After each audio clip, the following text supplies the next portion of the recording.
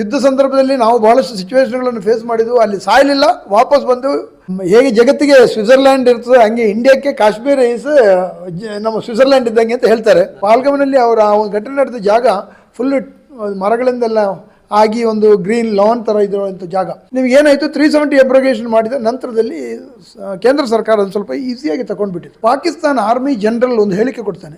ಆ ಪ್ರೊವೊಕೇಟಿವ್ ಹೇಳಿಕೆಯ ಕೆಲವೇ ದಿನಗಳ ನಂತರ ಈ ಪಾಲ್ಗಮ್ ಇನ್ಸಿಡೆಂಟ್ ನಡೀತದೆ. ಯಾರು ಇದು ಉಗ್ರವಾದಿಗಳಿಗೆ ಅವರ ಮನೆಯಲ್ಲಿ ವಾಸ ಮಾಡಲಿಕ್ಕೆ ಅನುವು ಮಾಡಿಕೊಟ್ಟಿದ್ದಾರಲ್ಲೋ ಅವರನ್ನು ಯಾವುದೇ ರೀತಿಯಲ್ಲಿ ಕ್ಷಮಿಸಬಾರ್ದು. ಪಾಕಿಸ್ತಾನಕ್ಕೆ ಕಾಶ್ಮೀರದ ಮೇಲೆ ಒಂದು ಯುದ್ಧನೇ ಸಾರಬಹುದು. ಪಾಕಿಸ್ತಾನ ನಮ್ಮ ಭೂಪಟದಲ್ಲಿ ಇಲ್ಲದಂಗೂ ಆಗ್ಬೋದು.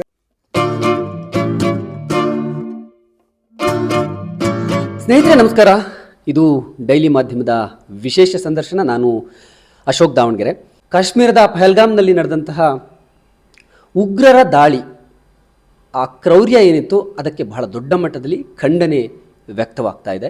ಅಮಾಯಕರು ಪ್ರವಾಸಿಗರ ಮೇಲೆ ಆದಂತಹ ಈ ಒಂದು ದಾಳಿ ಇತ್ತಲ್ಲ, ಅವರನ್ನ ಹತ್ಯೆ ಮಾಡಿದಂಥ ರೀತಿ ಇತ್ತಲ್ಲ, ಅದನ್ನು ಯಾರೂ ಕೂಡ ಒಪ್ಕೊಳ್ಳೋದಿಲ್ಲ, ಅದನ್ನು ವಿರೋಧಿಸ್ತಾ ಇದ್ದಾರೆ. ಆದರೆ ಈ ಘಟನೆಗೆ ಏನು ಕಾರಣ, ಇದ್ರ ಬಗ್ಗೆ ಪರಾವಿರೋಧದ ಚರ್ಚೆ ಆಗ್ತಾ ಇದೆ. ಒಂದು ಕಡೆ ಇಂಟೆಲಿಜೆನ್ಸ್ ಫೇಲ್ಯೂರ್ ಅಂತಕ್ಕಂಥದ್ದು, ಸೆಕ್ಯೂರಿಟಿ ಫೇಲ್ಯೂರ್ ಅಂತಕ್ಕಂಥದ್ದು ಇರಬಹುದು, ಬೇರೆ ಬೇರೆ ರೀತಿಯಲ್ಲಿ. ಮತ್ತೊಂದು ಕಡೆ ಅಲ್ಲಿರ್ತಕ್ಕಂತಹ ಲೋಕಲೈಟ್ಸ್ ಅಂದರೆ ಸ್ಥಳೀಯರು ಈ ಉಗ್ರರ ಬೆಂಬಲಕ್ಕೆ ನಿಂತರು ಅಂತಕ್ಕಂಥದ್ದು. ಪಾಕಿಸ್ತಾನ ಪರೋಕ್ಷವಾಗಿ ನಿರಂತರವಾಗಿ ಭಾರತದ ವಿರುದ್ಧ ಮಾಡ್ತಾ ಇರುವಂತಹ ಸಂಚು, ಕುತಂತ್ರ ಬುದ್ಧಿ ಏನಿತ್ತು ಅದರ ಬಗ್ಗೆಯೂ ಕೂಡ ಟೀಕೆ ವ್ಯಕ್ತವಾಗ್ತಾ ಇದೆ. ಇದೆಲ್ಲದರ ನಡುವೆ ಬಾರ್ಡರ್ನಲ್ಲಿ, ಅಂದರೆ ಇಂಡಿಯಾ ಪಾಕಿಸ್ತಾನ್ ಬಾರ್ಡರ್ನಲ್ಲಿ ಈಗ ಒಂದು ರೀತಿ ಉದ್ವಿಗ್ನ ಪರಿಸ್ಥಿತಿ. ಇದೇನು ಯುದ್ಧ ಆಗೇ ಬಿಡ್ತು, ಇನ್ನೇನು ಶುರು ಆಗಿಬಿಡುತ್ತೆ ಅನ್ನುವಂತಹ ಒಂದು ರೀತಿಯಲ್ಲಿ ಚರ್ಚೆ ಆಗ್ತಾ ಇದೆ. ಈ ರೀತಿಯ ಒಂದು ಘಟನೆ ಆಗಬಾರದಿತ್ತು. ಕಾಶ್ಮೀರದಲ್ಲಿದ್ದಂತಹ ವಿಶೇಷ ಸ್ಥಾನಮಾನ ಏನಿತ್ತು, 370 ಆರ್ಟಿಕಲ್ 370 ರದ್ದಾದ ನಂತರ ಆಗ್ತಾ ಇರುವಂತಹ ಬೆಳವಣಿಗೆಗಳು ಮತ್ತು ಅಲ್ಲಿ ಏನು ಸುಧಾರಣೆ ಕಂಡಿತ್ತು, ಕಾಶ್ಮೀರ ಒಂದು ರೀತಿ ಹೊಸ ಹೊಳಪನ್ನು ಪಡ್ಕೊಂಡಿತ್ತು, ಅದು ಇಷ್ಟು ಬೇಗ ಈ ಒಂದು ಹಂತಕ್ಕೆ ತಲುಪಿಬಿಡ್ತಲ್ಲ ಅನ್ನುವಂತಹ ಒಂದು ಬೇಸರ ಖಂಡಿತವಾಗಲೂ ಪ್ರತಿಯೊಬ್ಬ ಭಾರತೀಯರಲ್ಲೂ ಕೂಡ ಇದೆ. ಸೊ ಇದ್ರ ಬಗ್ಗೆ ನಾವು ಒಂದಷ್ಟು ಜನರನ್ನು ಮಾತಾಡಿಸಿದ್ವಿ. ಅದರ ಜೊತೆಗೆ ನಮಗೆ ಬಹಳ ವಿಶೇಷವಾಗಿ ಅಲ್ಲಿ ಸೇವೆ ಸಲ್ಲಿಸಿದವರು, ಇದರ ಹೊರಗನ್ನು ತುಂಬ ಚೆನ್ನಾಗಿ ಅರ್ಥ ಮಾಡಿಕೊಂಡವ್ರನ್ನ ಮಾತಾಡಿಸ್ಬೇಕು ಅನ್ನುವಂತಹ ಒಂದು ಆಸಕ್ತಿ ಇತ್ತು. ಹಾಗಾಗಿ ಇವತ್ತು ನಮ್ಮ ಜೊತೆ ಒಬ್ಬರು ವಿಶೇಷ ಅತಿಥಿ ಜಾಯ್ನ್ ಆಗ್ತಿದ್ದಾರೆ. ಇವರು ನಿವೃತ್ತ ಏರ್ಫೋರ್ಸ್ ಆಫೀಸರ್, ಏರ್ಫೋರ್ಸ್ನಲ್ಲಿ ಸುಮಾರು 2 ದಶಕಗಳ ಕಾಲ ಸೇವೆಯನ್ನು ಸಲ್ಲಿಸ್ತಾರೆ. ಅದಾದ ನಂತರ KS ಅಧಿಕಾರಿಯಾಗಿ ಸೇವೆಯನ್ನು ಸಲ್ಲಿಸಿ ನಿವೃತ್ತಿಯನ್ನು ಹೊಂದಿದ್ದಾರೆ. ನಮ್ಮ ಜೊತೆ ಇದ್ದಾರೆ ಕೆ ಮಾತಾಯ್ ಸರ್. ಸರ್ ನಮಸ್ಕಾರ. ಏರ್ಫೋರ್ಸ್ನಲ್ಲಿ ಕೆಲಸ ಮಾಡಿದ್ರಿ, ಸೇವೆ ಸಲ್ಲಿಸಿದ್ರಿ. ನೀವೇ ಹೇಳಿದಾಗೆ ನಿಮ್ಮಿಂದ ಮಾತಾಡುವಾಗ, ಮಾಹಿತಿ ಕೇಳುವಾಗ 1979 1998 ಅಂತ ಕೇಳ್ಪಟ್ಟೆ. ಸೊ ಸುಮಾರು 21 ವರ್ಷ, 2 ಡಿಕೇಡ್ ಕೆಲಸ ಮಾಡಿದಿರಿ, ಸೇವೆ ಸಲ್ಲಿಸಿದ್ರಿ. ಏರ್ಫೋರ್ಸ್ನಲ್ಲಿ ಕೆಲಸ ಮಾಡೋದಕ್ಕೆ ಏನು ನಿಮ್ಮ ಮೋಟಿವ್ ಏನು, ಯಾಕೆ ಈ ಒಂದು ದೇಶ ಸೇವೆಯನ್ನು ಆಯ್ಕೆ ಮಾಡಿಕೊಂಡ್ರಿ? ನಾವೆಲ್ಲ ಸಣ್ಣದಿನಲ್ಲಿದ್ದಾಗ ಬಹುಶಃ ನಮ್ಮ ಫ್ಯಾಮಿಲಿಯಿಂದ ಇಬ್ಬರಿದ್ದೇವೆ ನಾವು.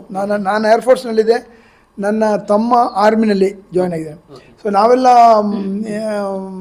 ಹಿಂದೆ ಸ್ಕೂಲಲ್ಲಿ ಕಲಿತಿದ್ದ ಸಂದರ್ಭದಲ್ಲೆಲ್ಲ ಈ ನಮ್ಮ ಸುಭಾಷ್ ಚಂದ್ರ ಬೋಸು, INA ಇಂಥದ್ದೆಲ್ಲ ಈ ಒಂಥರ ದೇಶಭಕ್ತಿ ಗಾನಗಳನ್ನು ಕೇಳೋದಿರ್ಬೋದು, ದೇಶಭಕ್ತಿ ಸಾಹಸಮಯ ಕಾರ್ಯಗಳನ್ನು, ಅವರ ರೈಟಿಂಗ್ಸ್ಗಳನ್ನು, ಕಥೆಗಳನ್ನು, ಇಂಥದ್ದೆಲ್ಲ ಓದುವಂಥದ್ದು ಎಲ್ಲ ಇತ್ತು. ಸೊ ಆ ಸಂದರ್ಭದಲ್ಲಿ ನನಗೊಂದು ಅವಕಾಶ ಸಿಕ್ಕಿದ್ದು. ನಾನು ಮೋಸ್ಟ್ಲಿ ಕನ್ನಡಪ್ರಭದಲ್ಲಿ ಏನೋ ಒಂದು ಅಡ್ವರ್ಟೈಸ್ಮೆಂಟ್ ನೋಡಿದ್ದೆ ಅವತ್ತು. It is 1970ನಲ್ಲಿ 78. ಸೊ ಭಾರತೀಯ ವಾಯುಸೇನೆಯಲ್ಲಿ ಅವಕಾಶ ಅಂತ ಹೇಳಿಕೊಂಡು ಯಾವುದೊಂದು ಅಡ್ವರ್ಟೈಸ್ಮೆಂಟ್ ನಾನು ಸುಮ್ಮನೆ ಹಂಗೆ ಬರೆದು ನೋಡಿದೆ.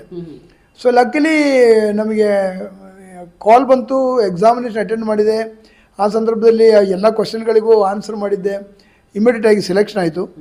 ಸೊ 1979ನೇ ಇಸವಿನಲ್ಲಿ ಏರ್ಫೋರ್ಸ್ಗೆ ಜಾಯ್ನ್ ಆಗಿ ಬಹುಶಃ ನಮ್ಮ ಇಡೀ ದೇಶದಲ್ಲಿರುವಂಥ ನಮ್ಮ ಬ್ಯಾಚಿನಲ್ಲಿ ನಾವು ಬೆಸ್ಟ್ ಆಲ್ರೌಂಡರ್ ಅಂತ ಹೇಳುವಂಥ ಒಂದು ಪಟ್ಟದೊಂದಿಗೆ ಒಂದು ಅಡ್ವಾನ್ಸ್ ಪ್ರಮೋಷನ್ ಜೊತೆಗೆ ನಾವು ಟ್ರೈನಿಂಗ್ ಸೆಂಟರಿಂದ ಪಾಸಾಗಿ ಬೇರೆ ಬೇರೆ ರಾಜ್ಯಗಳಲ್ಲಿ ಕೆಲಸ ಮಾಡುವಂಥ ಅವಕಾಶ ಬಂದಿದೆ. 1984ರ ಈ ಆಪರೇಷನ್ ಬ್ಲೂ ಸ್ಟಾರ್ನಲ್ಲಿ ಕೂಡ ಭಾಗವಹಿಸುವಂಥ ಒಂದು ಅವಕಾಶ ಬಂತು ನಮಗೆ. ಯುದ್ಧ ಸಂದರ್ಭದಲ್ಲಿ ನಾವು ಭಾಳಷ್ಟು ಸಿಚುವೇಶನ್ಗಳನ್ನು ಫೇಸ್ ಮಾಡಿದ್ವು. ಅಲ್ಲಿ ಸಾಯಲಿಲ್ಲ, ವಾಪಸ್ ಬಂದು ಮಾಜಿ ಸೈನಿಕರಾಗಿ ಹೊರಗಡೆ ಬಂದು ರಾಜ್ಯ ಸೇವೆ ಮಾಡುವಂಥ ಕರ್ನಾಟಕ ಅಡ್ಮಿನಿಸ್ಟ್ರೇಟಿವ್ ಸರ್ವಿಸ್ ಆಫೀಸರ್ ಆಗಿ ಬಹುಶಃ ಅಲ್ಲಿಂದ ನಾವು ಹಿಸ್ಟ್ರಿಗಳನ್ನು ಕ್ರಿಯೇಟ್ ಮಾಡಿದ್ವು. ಮೋಸ್ಟ್ ಕಾಂಪ್ಲಿಕೇಟೆಡ್, ತುಂಬ ಡೆಲಿಕೇಟೆಡ್, ತುಂಬ ರಿಸ್ಕ್ ಇರುವಂಥ ಜಾಗ ಕಾಶ್ಮೀರ. ಯಾಕಂದರೆ ನಮಗೆ ಅಲ್ಲಿ ಪಾಕಿಸ್ತಾನ ಅನ್ನುವಂತಹ ಒಬ್ಬ ಶತ್ರು ಹೊಂಚು ಹಾಕಿ ಕೂತಿರುವಂತಹ ಜಾಗ, ಆ ಬಾರ್ಡರ್. ಅಲ್ಲಿ ಕೆಲಸ ಮಾಡೋರ ಎಲ್ಲರದ್ದು ಒಂದೊಂದು ಅನುಭವ ಇರುತ್ತೆ. ಎಷ್ಟೋ ಜನ ಹೋದವರು ವಾಪಸ್ ಬಂದಿಲ್ಲ, ಆರ್ಮಿಗೆ ಹೋದವರು, ಏರ್ಫೋರ್ಸ್ಗೆ ಹೋದವರು ವಾಪಸ್ ಬಂದಿರಲ್ಲ. ಎಷ್ಟೋ ಜನರಿಗೆ ವಾಪಸ್ ದೇಶ ಸೇವೆ ಮಾಡಿ ವಾಪಸ್ ಬರುವಂಥ ಅವಕಾಶ ಸಿಗುತ್ತೆ. ಎಷ್ಟೋ ಜನ ಯುದ್ಧದಲ್ಲಿ ಎಷ್ಟೋ ಹೊಡೆತ ತಿಂದು ಸಾಕಷ್ಟು ಇಂಜುರಿ ಆಗಿ ಬದುಕಿ ಬಂದವರು ಇದ್ದಾರೆ. ಕಾಶ್ಮೀರ ಅಂದಾಗ ನಿಮಗೆ ಏನು ನೆನಪಾಗುತ್ತೆ? ಅಯ್ಯೋ, ಕಾಶ್ಮೀರ ಅಂದರೆ ನಮ್ಮ ಕಾಶ್ಮೀರವನ್ನೇನು ಸ್ವಿಟ್ಜರ್ಲ್ಯಾಂಡ್ಗೆ ಹೋಲಿಸ್ತಾರೆ. ಕಾಶ್ಮೀರ ಅಂತ ಹೇಳಿದರೆ ನಮ್ಮ ದೇಶದಲ್ಲಿ ಅದನ್ನು ಏನು ಹೇಗೆ ಜಗತ್ತಿಗೆ ಸ್ವಿಟ್ಜರ್ಲ್ಯಾಂಡ್ ಇರ್ತದೆ ಹಂಗೆ ಇಂಡಿಯಾಕ್ಕೆ ಕಾಶ್ಮೀರ ಈಸ್ ನಮ್ಮ ಸ್ವಿಟ್ಜರ್ಲ್ಯಾಂಡ್ ಇದ್ದಂಗೆ ಅಂತ ಹೇಳ್ತಾರೆ. ಬಟ್ ಅಲ್ಲಿ ಏನಂತ ಹೇಳಿದರೆ ಆ ಕಾಶ್ಮೀರದಲ್ಲಿರುವಂಥ ಶ್ರೀನಗರ ಇರ್ಬೋದು, ಪಹಲ್ಗಾಮ್ ಇರ್ಬೋದು, ಕಾಶ್ಮೀರದ ಎಲ್ಲವೂ ಅಲ್ಲಿನ ಆ್ಯಪಲ್ ತೋಟಗಳಿರ್ಬೋದು, ಅದೆಲ್ಲ ಒಂಥರ ನಿಮಗೆ ಅದು ಒಂದು ಅವಿಸ್ಮರಣೀಯ. ನೀವು ಅಲ್ಲಿಗೆ ಹೋದರೆ ಆ ಎಂಜಾಯ್ ಮಾಡಲಿಕ್ಕೆ ಆಗುವಂಥ ಒಂದು ಸಿಚುವೇಶನ್ ಟೋಟಲಿ ಡಿಫ್ರೆಂಟ್ ಇದೆ. ಪಹಲ್ಗಾಮೇ ನೀವು ನೋಡ್ಕೊಳ್ಳಿ, ಪಹಲ್ಗಾಮ್ನಲ್ಲಿ ಎಲ್ಲ ಇದು ಒಂಥರ ಗಾರ್ಡನ್ ಇರ್ತದೆ ನೋಡಿ. ಪಹಲ್ಗಾಮ್ನಲ್ಲಿ ಅವರ ಆ ಘಟನೆ ನಡೆದ ಜಾಗ ಫುಲ್ಲು ಮರಗಳಿಂದೆಲ್ಲ ಆಗಿ ಒಂದು ಗ್ರೀನ್ ಲಾನ್ ಥರ ಇರುವಂಥ ಜಾಗ. ಸೊ ಕಾಶ್ಮೀರ ಖಂಡಿತವಾಗಿಯೂ ಬಹಳ ಒಂದು ಒಳ್ಳೆಯ ಜಾಗ. ಅದು ಏನಾಗಿದೆ ಅಂತ ಹೇಳಿದರೆ, ಈಗ ಪ್ರೀ ಇಂಡಿಪೆಂಡೆಂಟ್ ಅರದಿಂದಲೇ ಕಾಶ್ಮೀರದಲ್ಲಿ ಮಹಾರಾಜರಿದ್ದರು.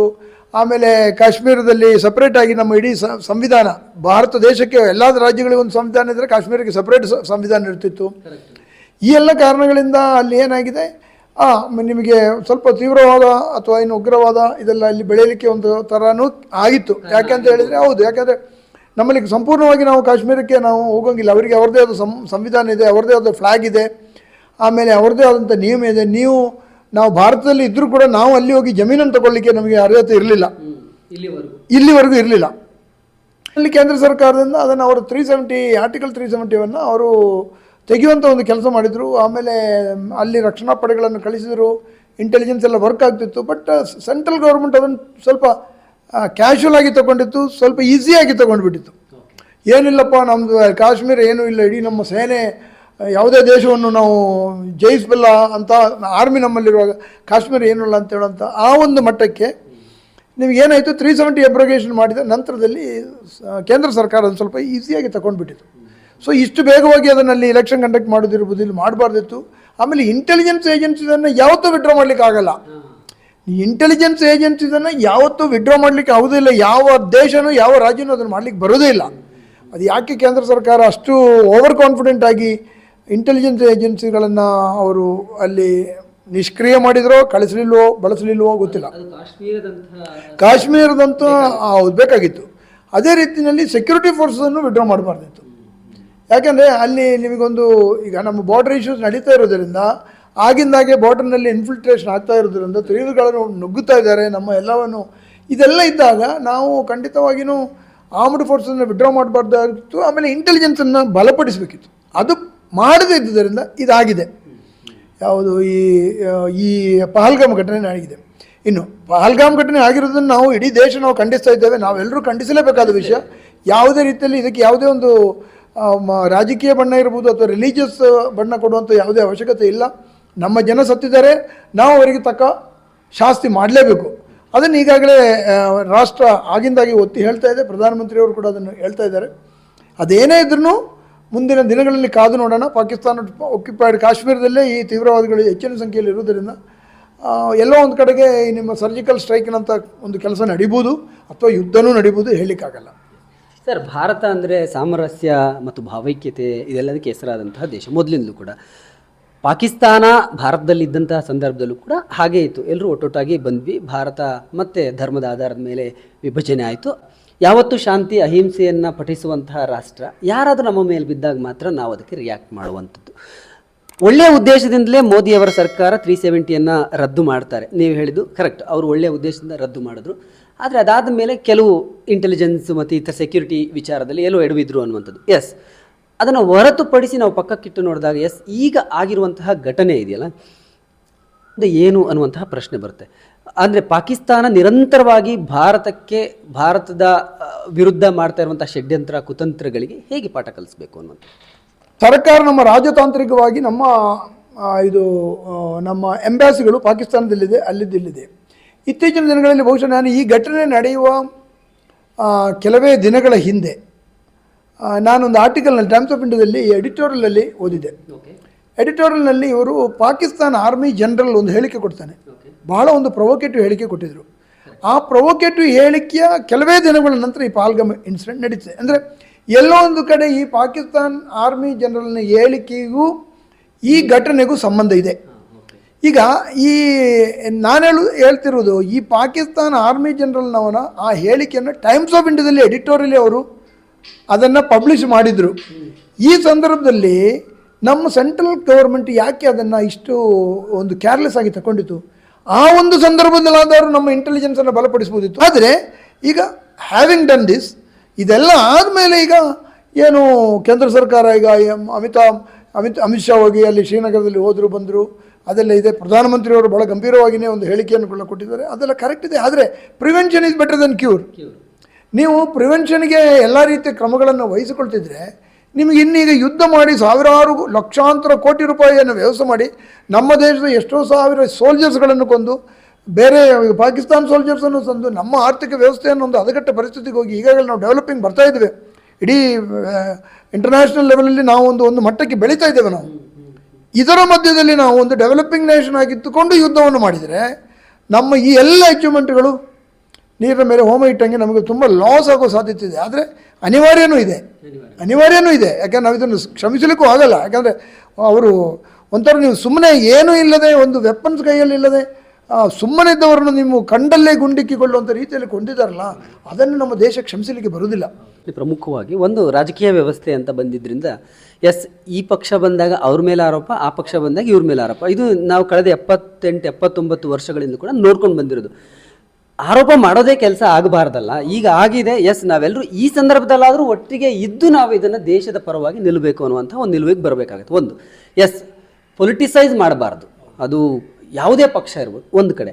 ಇನ್ನೊಂದು ಕಡೆ ಒಂದು ಭಾರತ ಸರ್ಕಾರ ಅಥವಾ ನಮ್ಮ ದೇಶ ಇಷ್ಟೆಲ್ಲ ಕೊಟ್ಟಿದೆ, ನಮಗೆ ಇಷ್ಟೆಲ್ಲ ಒಳ್ಳೆಯದನ್ನು ಮಾಡ್ತಾ ಇದೆ ಅಂದಾಗಿ ಕೂಡ ಇಲ್ಲಿ ಇದ್ದಂಥವರು ಈ ದೇಶದ ವಿರುದ್ಧವೇ ಷಡ್ಯಂತ್ರ ಮಾಡುವಂತಹ ಕೆಲಸ ಇದೆಯಲ್ಲ, ಇದು ಕೂಡ ತುಂಬ ಖಂಡನೀಯ. ಯಾಕಂದರೆ ಕಾಶ್ಮೀರಕ್ಕೆ ಒಂದು ಒಳ್ಳೆಯ ಸ್ಥಾನಮಾನ ಸಿಕ್ತು. 370 ರದ್ದಾದ ಮೇಲೆ ಅಲ್ಲಿ ಟೂರಿಸಮ್ ಇದಾಯಿತು.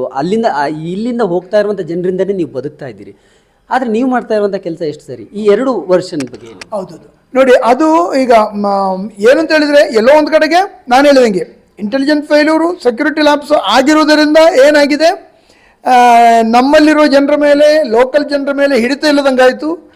ಅದು ಒಂದು ಕಡೆಗೆ ನಾವು ಈ ಏನು ಘಟನೆಗಳು ನಡೆಯಲಿಕ್ಕೆ ನಾವು ಸರ್ಕಾರದ ಒಂದಾಯಿತು. ಆದರೆ ಇನ್ನೊಂದು ಕಡೆಗೆ ಯಾರು ಇದು ಉಗ್ರವಾದಿಗಳಿಗೆ ಅವರ ಮನೆಯಲ್ಲಿ ವಾಸ ಮಾಡಲಿಕ್ಕೆ ಅನುವು ಮಾಡಿಕೊಟ್ಟಿದ್ದಾರಲ್ಲೋ ಅವರನ್ನು ಯಾವುದೇ ರೀತಿಯಲ್ಲಿ ಕ್ಷಮಿಸಬಾರ್ದು, ಅವರಿಗೆ ಕಠಿಣ ಶಿಕ್ಷೆಯನ್ನು ಕೊಡಬೇಕು. ಆಮೇಲೆ ಅವರಿನ್ನು ಮುಂದೆ ಇಡೀ ಕಾಶ್ಮೀರದಲ್ಲಿ ಯಾವನೇ ಒಬ್ಬ ವ್ಯಕ್ತಿಯೂ ತೀವ್ರವಾದಿಗಳ ಜೊತೆ ಕೈ ಜೋಡಿಸೋ ರೀತಿಯಲ್ಲಿ ಅವರಿಗೊಂದು ಒಳ್ಳೆ ಪಾಠ ಕಲಿಸುವಂಥ ಒಂದು ಇದು ಕೆಲಸನೂ ಇದರ ಜೊತೆಯಲ್ಲಿ ಆಗಬೇಕು. ಕಠಿಣ ಶಿಕ್ಷಣ ಅವರಿಗೆ ಆಗಬೇಕು. ಆಮೇಲೆ ಅದನ್ನು ಕೇಂದ್ರ ಸರ್ಕಾರ ತಗೊಳ್ತೆ ಅಂತ ನಾವು ಭಾವಿಸ್ತೇವೆ. ಸೊ ಮುಂದಿನ ದಿನಗಳಲ್ಲಿ ಕಾದು ನೋಡೋಣ. ಖಂಡಿತವಾಗಿಯೂ ಕೇಂದ್ರ ಸರ್ಕಾರ ಬಹಳ ಕಠಿಣ ಕ್ರಮಗಳನ್ನು ತಗೊಳ್ತೇವೆ. ನನ್ನ ಪ್ರಕಾರ ಪಾಕಿಸ್ತಾನಕ್ಕೆ ಕಾಶ್ಮೀರದ ಮೇಲೆ ಒಂದು ಯುದ್ಧನೇ ಸಾರಬಹುದು. ಮುಂದಿನ ದಿನಗಳನ್ನು ನಾವು ಕಾದು ನೋಡೋಣ. ಆ್ಯಂಡ್ ಭಾರತಕ್ಕೆ ನಾನು ಒಬ್ಬ ಮಾಜಿ ಸೈನಿಕನಾಗಿ ನಾವು ಬಹಳ ನಮಗೆ ಹೆಮ್ಮೆಯಿಂದ ಹೇಳ್ಬೋದು, ಖಂಡಿತವಾಗಿಯೂ ನಮ್ಮ ದೇಶ ಯಾವುದೇ ದೇಶಗಳ ಜೊತೆ ಯುದ್ಧ ಮಾಡಲಿಕ್ಕೆ ನಾವು ಸಮರ್ಥರಿದ್ದೇವೆ. ಆದರೆ ಯುದ್ಧ ಅಂತ ಹೇಳುವಾಗ ಏನಂದರೆ ಕೋಟ್ಯಾಂತರ ರೂಪಾಯಿ ನಷ್ಟ ಆಗ್ತದೆ ಅಂತ ಹೇಳುವಂಥ ಒಂದು ಭಾವನೆಯಲ್ಲಿ ಮಾತ್ರ ನಾನು ಹೇಳ್ತಾ ಇರೋದು. ಇಲ್ಲಾಂದರೆ ನಮ್ಮ ಆರ್ಮ್ಡ್ ಫೋರ್ಸ್ ಇರ್ಬೋದು, ನಮ್ಮ ಹತ್ರ ಬೇಕಾದ ಎಲ್ಲ ವ್ಯವಸ್ಥೆಗಳಿದೆ. ನಮಗೆ ಯುದ್ಧ ನೌಕೆಗಳಿದ್ದಾವೆ, ನಮ್ಮ ಹತ್ರ ರಫೇಲ್ಗಳಿದ್ದಾವೆ, ಮಿರೇಜ್ ಇದೆ, Su-30 ಇದೆ, ನಮ್ಮ ಹತ್ರ ಬೇಕಾದಷ್ಟು ವಿಮಾನಗಳಿದ್ದಾವೆ. ಪ್ಲಸ್ ಇನ್ನೂ ರಫೇಲ್ಗಳು ಬರ್ತಾ ಇದ್ದಾವೆ. ಮೋಸ್ಟ್ಲಿ ಅಮೇರಿಕಾ ಇತ್ತೀಚಿನ ದಿನಗಳಲ್ಲಿ ನೋಡೋದು ಅಂತ ಹೇಳಿದರೆ ಅಮೇರಿಕನೂ ಈಗ ಸಪೋರ್ಟ್ ಮಾಡೋದ್ರಲ್ಲಿದೆ. ನಾಳೆ ಹೇಳೋಕ್ಕಾಗಲ್ಲ, B-52 ಎಲ್ಲ ಬಂದರೆ ಇಡೀ ಪಾಕಿಸ್ತಾನ ನಮ್ಮ ಭೂಪಟದಲ್ಲಿ ಇಲ್ಲದಂಗೂ ಆಗ್ಬೋದು, ಹೇಳೋಕ್ಕಾಗಲ್ಲ. ಹಾಯ್, ನಮಸ್ಕಾರ. ನಾನು ನಿಮ್ಮ ಧರ್ಮ ಕೀರ್ತಿರಾಜ್. ಡೈಲಿ ಮಾಧ್ಯಮ ಪ್ರತಿಯೊಬ್ಬರನ್ನು ದಯವಿಟ್ಟು ಸಪೋರ್ಟ್ ಮಾಡಿ. ನನಗೊಂದು ಖುಷಿ ಏನಂದರೆ, ನನಗೆ ತುಂಬ ಪರಿಚಯ ಇರೋರು ಅಶೋಕ್ ಅವರು. ಸೊ ನನಗೆ ಒಂದು ಸಿನಿಮಾ ರಂಗದಲ್ಲಿ ನಾನು ಕಾಲಿಟ್ಟಾಗಿಂದ ಇವತ್ತಿನವರೆಗೂ ನಾನು ತುಂಬ ಸಪೋರ್ಟ್ ಮಾಡಿದ್ದಾರೆ. ಏನೇ ಒಂದು ಹಿಟ್ ಆಗಿರ್ಬೋದು, ಫ್ಲಾಕ್, ಪ್ರತಿಯೊಂದು ಹಂತದಲ್ಲೂ ನನ್ನ ಜೊತೆ ಇದ್ದಾರೆ. ಸೊ ಇವತ್ತು ಬಿಗ್ ಬಾಸ್ ಮನೆಯಿಂದ ಬಂದ ಮೇಲೆ ತುಂಬ ಪ್ರೀತಿಯಿಂದ ಒಂದು ಇಂಟರ್ವ್ಯೂ ತೊಗೊಂಡಿದ್ದಾರೆ. ಇವರೆಲ್ಲ ಬಂದು ಯೂಟ್ಯೂಬ್ ಚಾನಲ್ಸಲ್ಲಿ ಎಲ್ಲೂ ಇರಲಿಲ್ಲ, ಬಟ್ ಇವರು ಪತ್ರಿಕಾ ಮತ್ತು ಮಾಧ್ಯಮದಲ್ಲಿ ಇದ್ದಿದ್ದವರು. ಸೊ ಇವರು ಇದನ್ನು ಸ್ಟಾರ್ಟ್ ಮಾಡಿದ್ದಾರೆ. ಸೊ ನಿಮ್ಮ ಸಪೋರ್ಟು, ನಿಮ್ಮ ಆಶೀರ್ವಾದ ಸದಾ ಇರಲಿ. And very proud of them. ಯಾಕಂದರೆ ಅವ್ರ ಪ್ರೊಫೆಷನ್ನ ಏನಿದೆಯೋ ಅದನ್ನೇ ಕಂಟಿನ್ಯೂ ಮಾಡಿ ಇದರಲ್ಲೂ ಒಂದು ಸಾಧನೆ ಮಾಡಬೇಕಂತಿದ್ರೆ. ಸೊ ನಿಮ್ಮ ಆಶೀರ್ವಾದ, ಸಪೋರ್ಟ್ ಸದಾ ಇರಲಿ ಅಂತ ಕೇಳ್ಕೊತೀನಿ. Thank you.